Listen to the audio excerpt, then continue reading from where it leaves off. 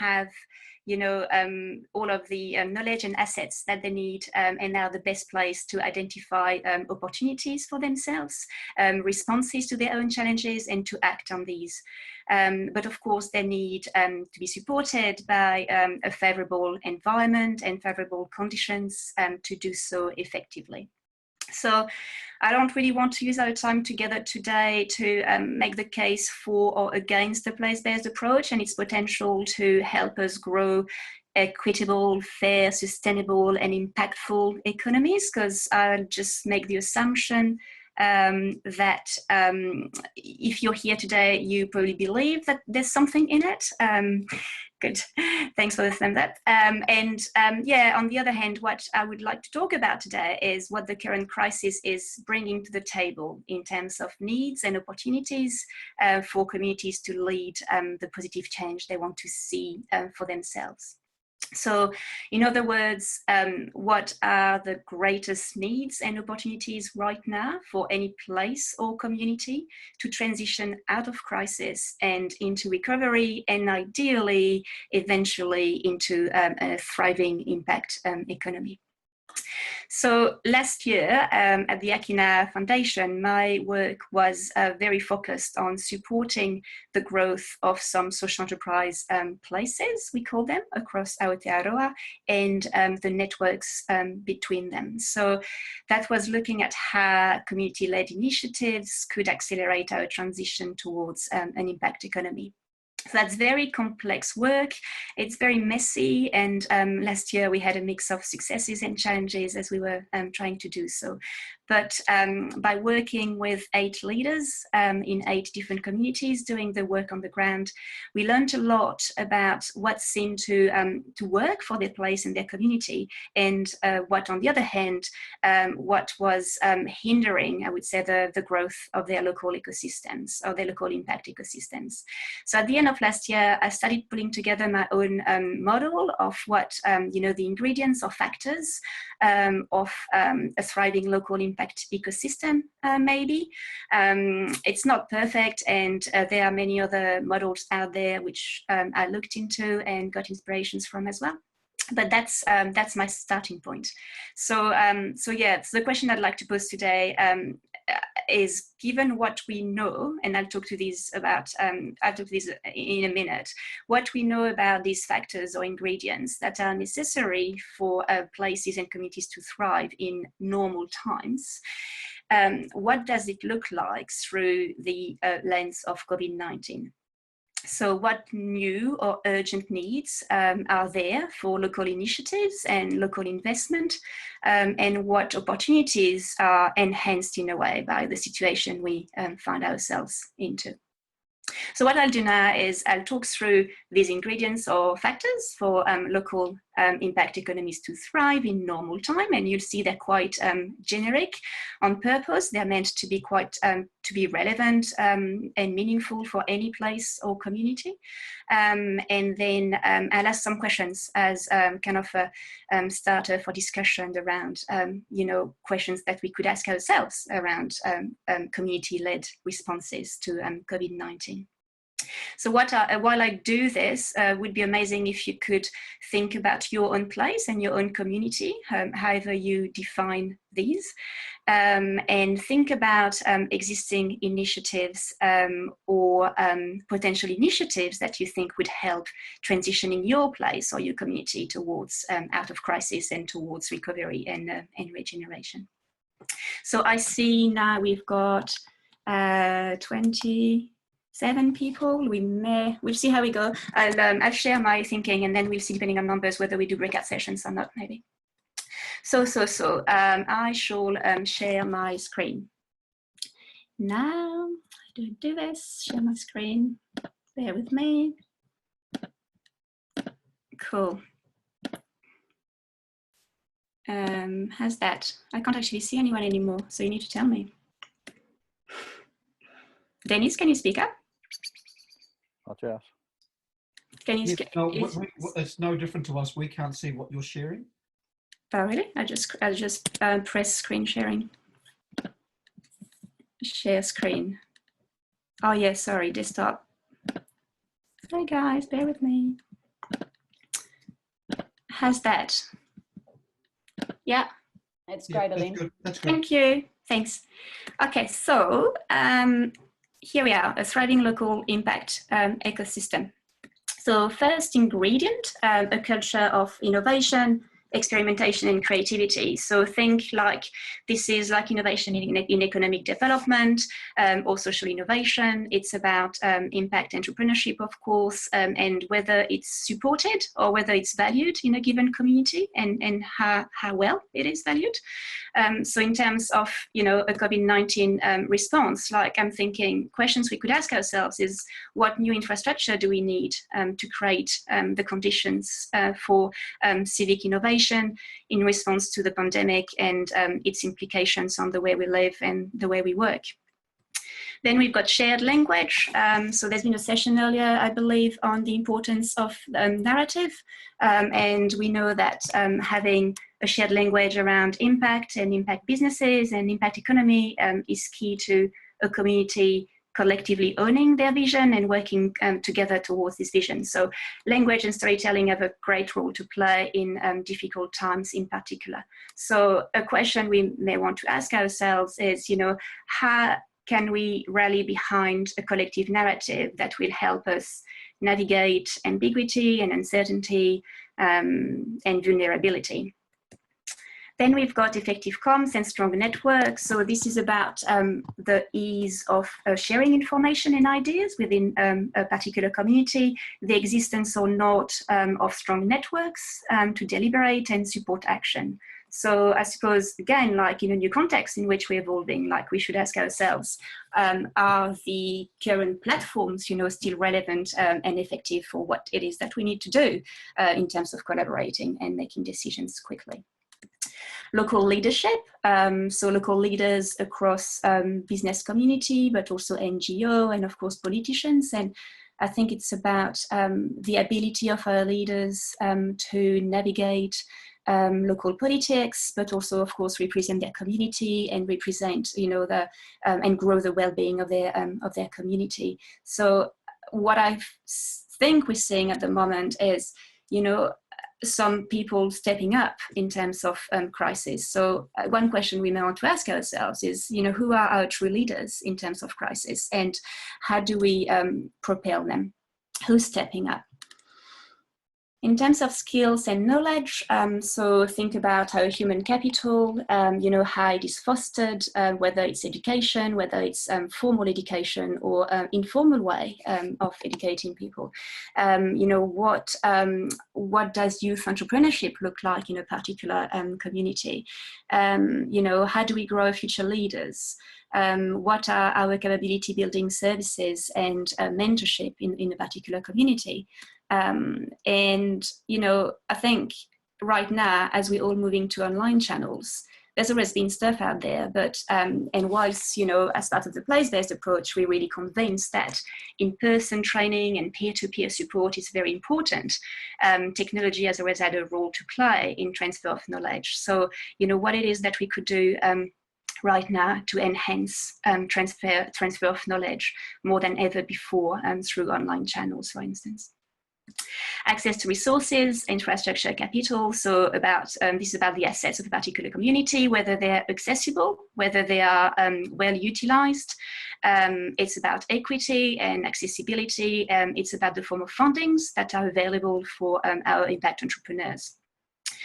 We've talked about quite a bit about the fact that, in these times of crisis, it's becoming very obvious that we need to think differently about investment, longer term views. We've talked about it in previous sessions today, the intergenerational approach to investing. So I think, the question is, how do we mobilize capital so that we get these kind of long-term benefits for the community beyond economic value?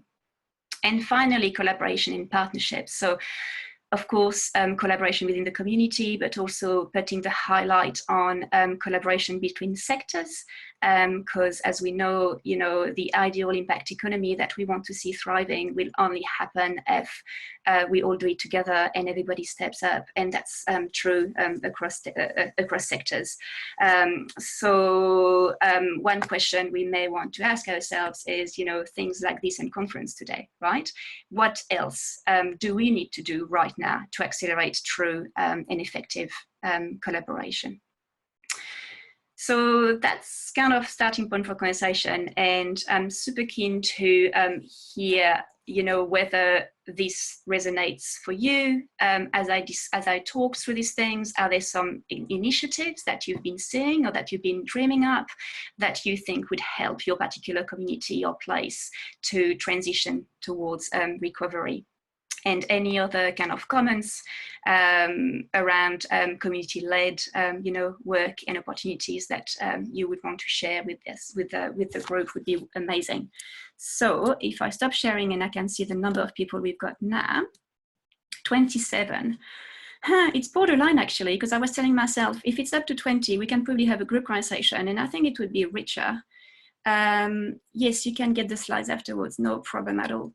How about we try that and we do a hands up for who wants to contribute, because I feel it's a manageable number. Are we happy with that? Thumbs up? No? Tell me if not. Are you happy with the group conversation? Yeah. Okay, cool. So I don't want to take questions. Well, if you give me questions, I will send them back to all of you, because I think enough from me. I think the point is for us to discuss together. So yes, please just contribute, ask questions, talk about your place, and what you see as opportunities would be wonderful. I'm looking for hands. Okay, I think I saw Mark first. Denise, do I unmute or you do it? Cheryl, I think, was first. Cool. Oh, okay, then Cheryl, your turn.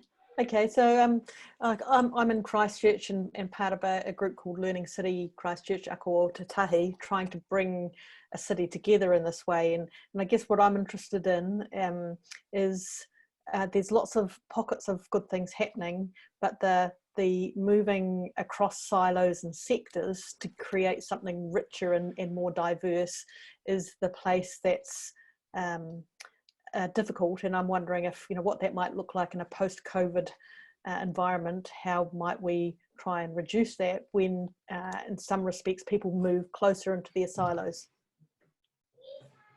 Who's got some thoughts?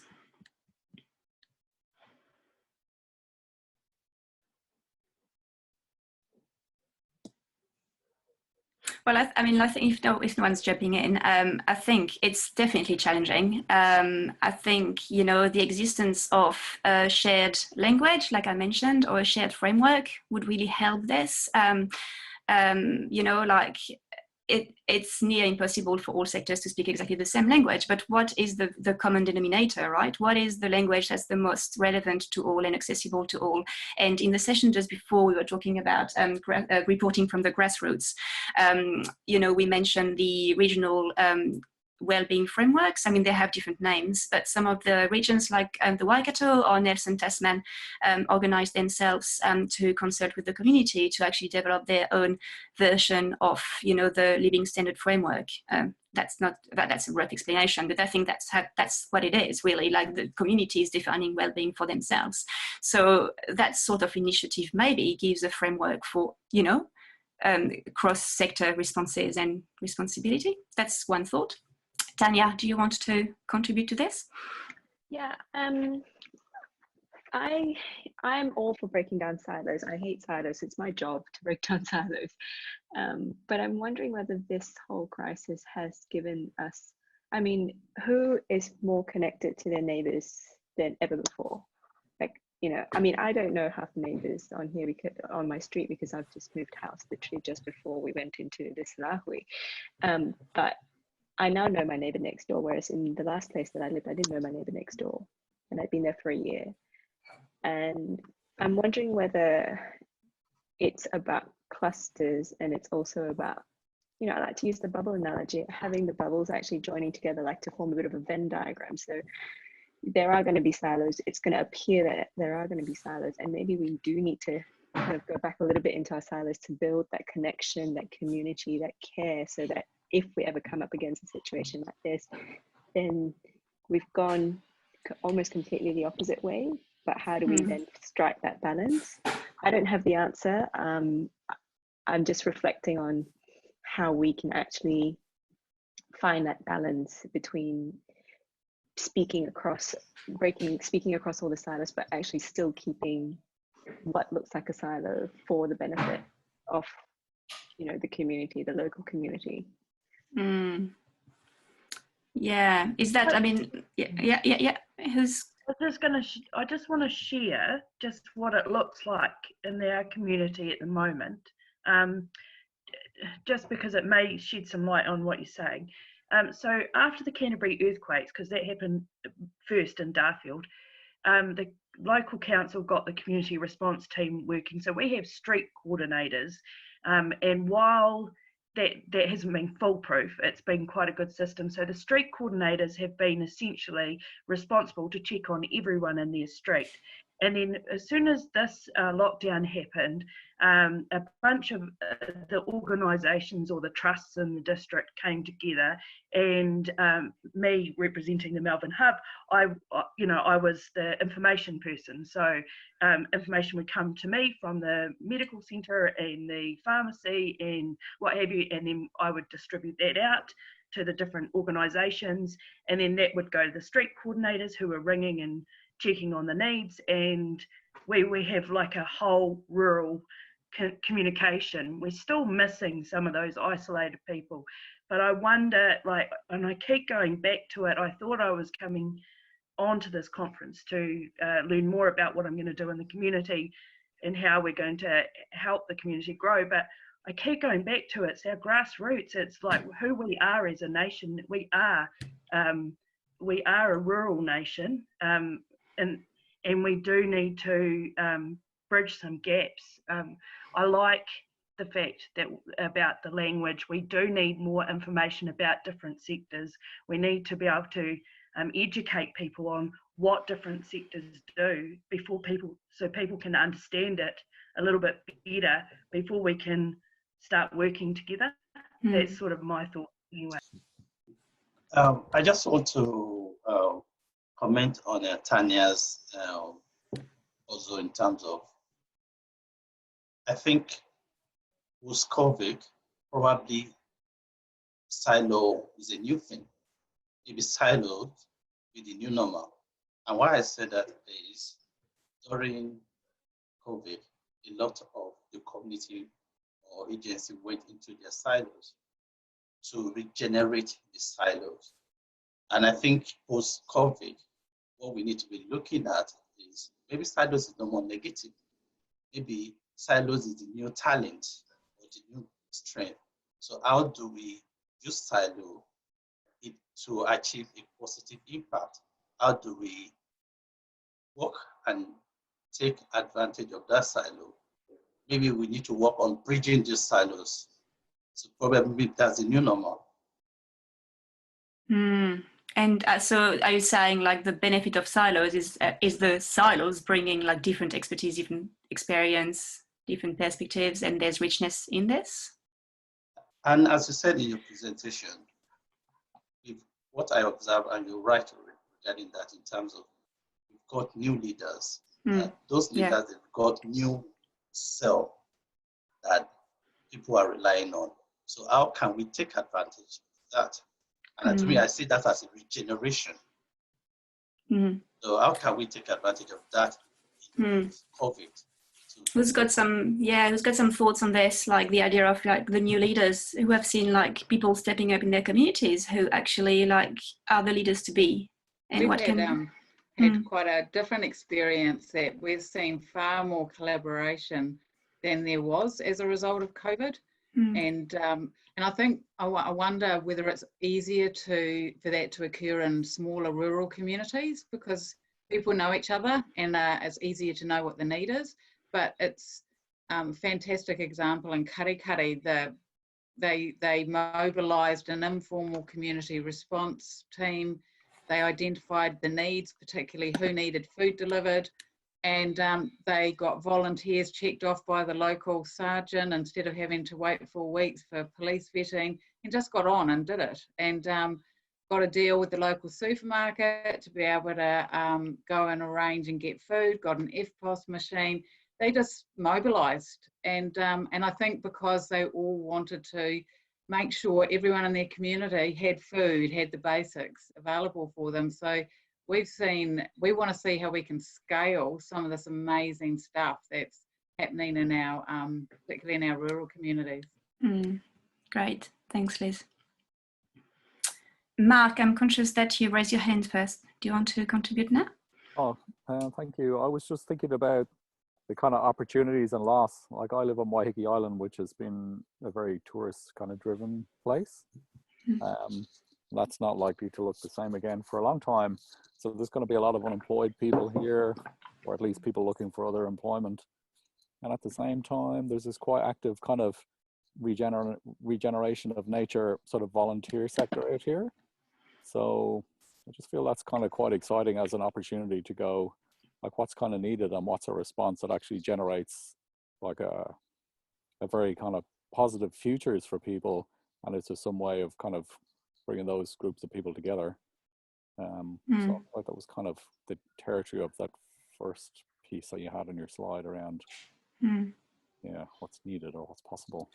Yeah, and I suppose, you know, like, because it's still very early stage and we're seeing these things happening, but, you know, what do we think we need to do to sustain this so that these initiatives have, you know, long-term impact, or they're supporting, they don't just disappear. You know, people here today are probably overall super optimistic and passionate about changing the world, but there's lots of people out there who also are saying, you know, we'll just go back to normal. Nothing's going to change. So what do you think needs to happen for these to really, you know, have momentum, apart from, you know, obviously injection of investment and funding? I wonder whether it's lots of community conversations. I think people are starting to have them, but to facilitate those conversations about different ways we want to live in the future, and not for them to come up with that. And I think it's got to be ground up. I'm not quite sure who does that, who facilitates those conversations, but I think that's really important. Yes, will be interesting, Tanya, to see what people do after we move to level L2 or L1. Yeah. Good. Who else?